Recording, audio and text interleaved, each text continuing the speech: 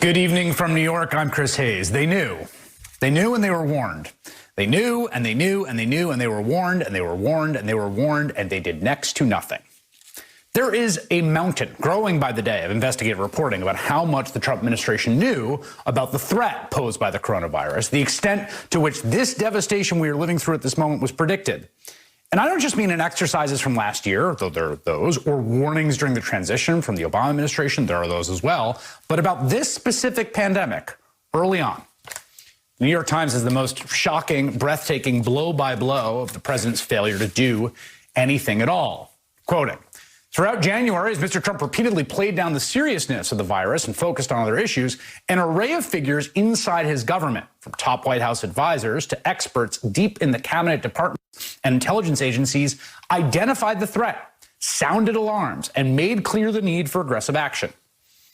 The article describes an email chain between a group of both public health experts inside and outside the government, sounding the alarm back in January, calling themselves Red Dawn, an inside joke based on the 1984 movie about a band of Americans trying to save the country after a foreign invasion.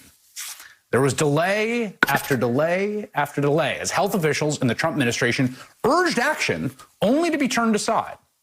When the top disaster response official at Health and Human Services Department tried to warn the president personally at the end of February the disease was more dangerous than previously thought, he never got a chance. And the reason is the president was too upset about the sinking stock market. The meeting that evening with Mr. Trump to advocate social distancing was canceled, replaced by a news conference in which the president announced the White House response would be put under the command of Vice President Mike Pence. It took nearly 3 more weeks for the president to announce social distancing guidelines, 3 weeks. And during that time period, the number of confirmed coronavirus cases in the U.S. jumped from 15 to more than 4,200. The fact the president knew about the danger and blew it off might explain the utterly shocking posture that is currently coming from the leader of the country, from Donald Trump, and from his cronies. A complete, shocking lack of just basic human empathy toward the loss, the mourning and grief that Americans are going through. Just today, we lost more than 1,600 Americans. We've lost 23,000 people in total. And with those staggering numbers, listen to what some conservatives are saying about those lives. Now they say 60,000 people will die. 61,000 is what we lost to the flu in 2017 and 2018. The flu. Now, we all regret the loss of 61,000 people, if that's what it turns out to be. I'm going to tell you, I think it's going to be less. The projections that you just mentioned are down to 60,000. I don't think it'll be that high. 13,000 dead now in the USA. Many people who are dying both here and around the world were on their last legs anyway, and I don't want to sound callous about that. They were on their last legs anyway. More than 20,000 people have died. Bill O'Reilly does not want to sound callous about the fact that many of them were on their last legs anyway. So really, this complete, total lack of empathy is reflected by a president who refuses to even pretend to go through the motions of grief, of empathy. He has not acknowledged in any real sense that it is incomprehensibly tragic and upsetting and just very sad what we are going through, that we are losing these people. Instead, he boasts that, losing under 200,000 people would be a win. He tweets about his TV ratings and his petty grievances. He spent more than 2 hours today ranting in the White House briefing room, claiming he has the absolute power as president to do whatever he wants and making it, once again, all about him. In the midst of this wrenching, horrible experience we're all going through, the most powerful person with the most important job just doesn't seem to care. It is grueling and horrifying. But acknowledging the tragedy is part of how we collectively honor those lost together, experience it together. We did it after September 11th and Katrina and mass shootings and disasters and the horrible tragedy in Las Vegas. But for whatever reason, the president and many of his supporters are just not interested in doing that right now. Nicholas Kristof, the New York Times, is probably best known for covering wars. This weekend, he was allowed access inside 2 hard-hit hospitals in my home borough of the Bronx, in New York. and he documented the overwhelming human toll this is taking. Death here has no dignity. Patients can't have visitors. They're scared. They can't even see their nurse's eyes. I spent 12 hours by his bedside with all my PPE on. He would grab my hand and I just kept telling him that everything is going to be okay, that we were doing the best we could. But I could see the fear in his eyes, and it was heartbreaking because this is still so new to us. So we're just doing what we can, and we don't know what's going to happen. As we all search for hope in the future, there is some spots of good news. New York has been the worst hit place in the world. New cases numbers in that state and the city are coming down. Hospitalization numbers, crucially, are coming down. There are still staggering high mortality rates day after punishing day, but they are at least no longer increasing. Here is New York Governor Andrew Cuomo earlier today. The worst is over. Yeah, if we continue to be smart going forward, because remember, we have the hand on that valve. You turn that valve too fast, you'll see that number jump right back. But yes, I think you can say the worst is over. As brutal as this has been, it does seem like the virus is no longer running away from us like it was just a few weeks ago. In New York,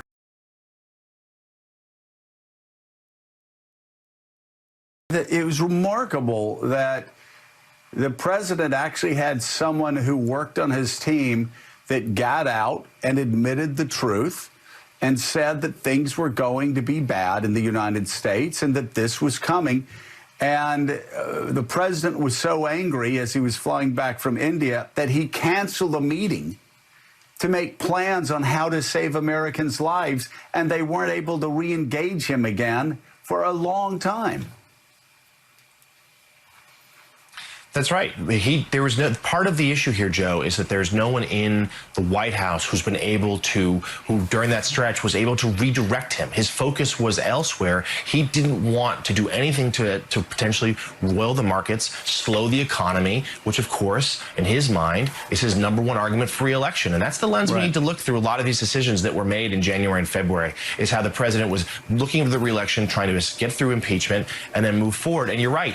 That was the doctor from the CDC who started briefing the media that this was going to get worse than people expected. The president lost his temper at Herr on the flight back from India. You mentioned Pottinger, Peter Navarro. Both also had given warnings within the West Wing, but both were considered in the building as sort of hardline China hawks, and therefore they were seen as overreacting, and they were easily dismissed. And the president sided with other voices, including those belonging to Mnuchin and Kushner, who said, no, focus on the economy. The strategy here is to play nice with Xi Jinping.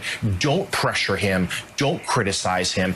Don't urge more transparency. And that slowed the presence of American doctors, American personnel on the ground in China, which would have gained valuable information going about the disease as America plotted its own defense.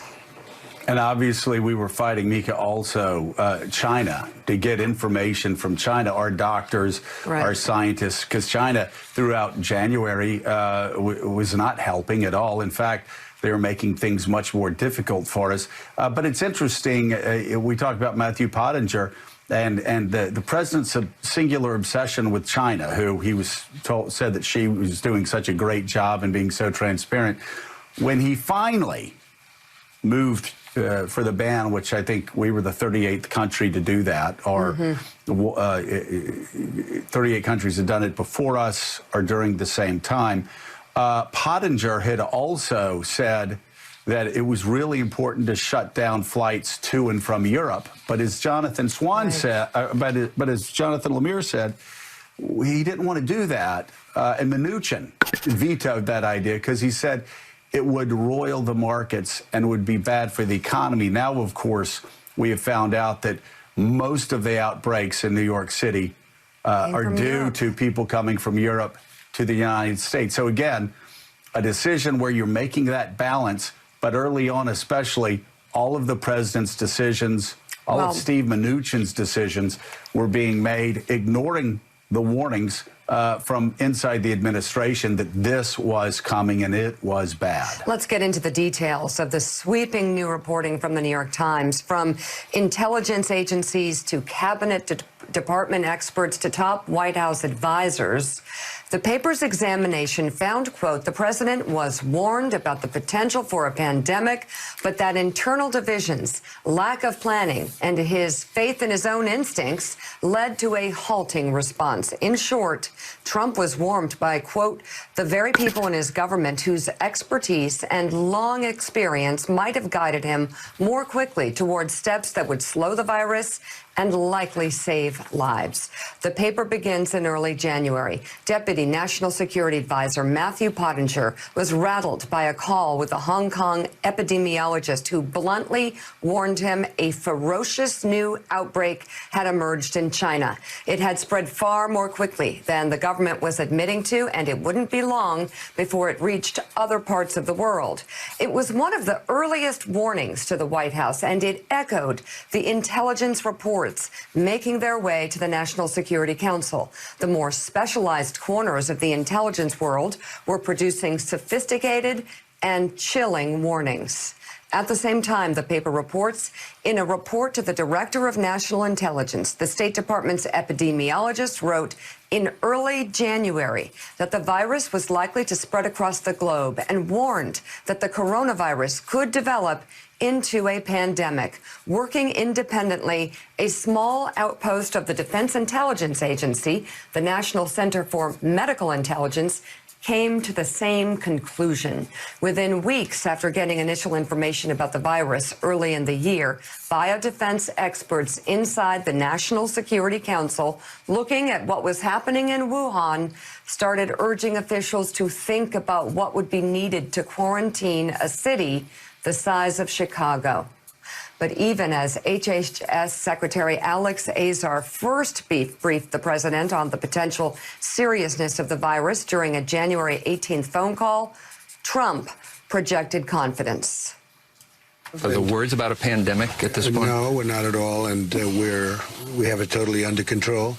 It's one person coming in from China, and we have it under control. It's going to be just fine. January 27th, a National Security Council meeting in the Situation Room was jolted when Stephen E. Biegun, the newly installed Deputy Secretary of State, announced plans to issue a Level 4 travel warning, strongly discouraging Americans from traveling to China. The room erupted into bickering. In late January, the president was told at the time about a January 29th memo produced by his trade advisor, Peter Navarro, laying out in striking detail the potential risks of a coronavirus pandemic, as many as 500,000 deaths and trillions of dollars in economic losses. Trump denied ever seeing it. Did you see these memos that reportedly Peter Navarro wrote back in January? When did you see them, and how does these memos sort of square with what you've often said, that nobody could have predicted this? It sounds like he was predicting it. I didn't see him, but I heard he wrote some memos talking about pandemic. Yeah, he said I never read them. January 30th, then acting White House Chief of Staff Mick Mulvaney and Secretary Azar called Trump aboard Air Force One as the president was making the final decision to go ahead with the restrictions on China travel. Azar was blunt, warning that a virus could develop into a pandemic and arguing that China should be criticized for failing to be transparent. Stop panicking, Mr. Trump told him. January 31st, the limits on travel from China were publicly announced. But the Times found that nearly 40,000 Americans and authorized travelers have come into the U.S. from China since Trump imposed those restrictions. February 13th, Secretary Azar announced a plan to repurpose a flu surveillance system in 5 major cities to help track the virus among the general population. The effort all but collapsed even before it got started, as Mr. Azar struggled to win approval for $100 million in funding, and the CDC failed to make reliable tests available. February 21st, the White House Coronavirus Task Force gathered. Among the questions on the agenda, when should it be recommended that Trump take textbook mitigation measures, such as school closings and cancellations of mass gatherings? The group concluded they would soon need to move forward with aggressive social distancing, even at the risk of severe disruption to the nation's economy and the daily lives of millions of Americans. February 23rd. Dr. Robert Kadlec, the top disaster response official at the HHS, came across an email from a researcher at Georgia Tech regarding a Chinese woman who infected 5 relatives with the virus, even though she never displayed any symptoms herself. Is this true? Kadlec wrote back. If so, we have a huge hole on our screening and quarantine effort. The blunt reply: people are carrying the virus everywhere. The very next day, Dr. Kadlec, the top disaster response official at HHS, along with the rest of the task force, decided to present Mr. Trump with a plan titled 4 Steps to Mitigation, telling the president that they needed to begin preparing Americans for a step rarely taken in United States history.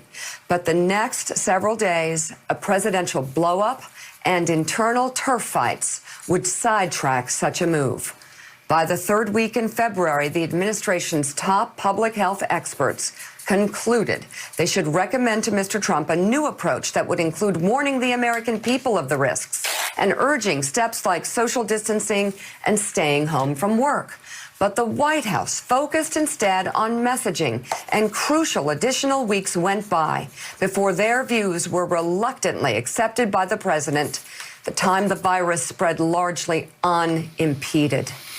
March 16th, even as Trump announced 2 weeks of new social distancing guidelines, the subsequent economic disruptions were so severe that the president repeatedly suggested that he wanted to lift even those temporary restrictions. He frequently asked aides why his administration was still being blamed in news coverage for the widespread failures involving testing, insisting the responsibility had shifted to the states.